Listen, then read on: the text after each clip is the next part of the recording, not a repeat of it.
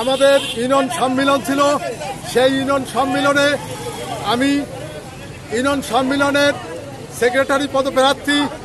আমি ওই জায়গাটা আমি যখন মিছিল নিয়ে যাই, আমার সেই মিছিলের উপরে আওয়ামী লীগের দোসর খোকন বিভিন্ন সারা জীবন 15 বছর ধরে তারা এই আওয়ামী লীগের সাথে রাজনীতি করেছে।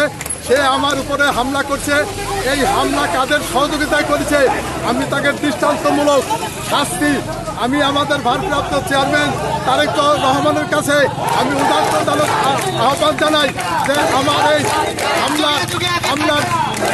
এই হামলার সুষ্ঠু বিচার আমি আমার ভারপ্রাপ্ত চেয়ারম্যান তারেক রহমানের কাছে আমি আহ্বান করি। তার কারণ যে আমি আজ 40 বছর ধরে আমি বিএনপির সংগঠন করি, আর এই আমার উপরে এই হামলাটা হয়েছে ঠিক কারণের জন্য আমি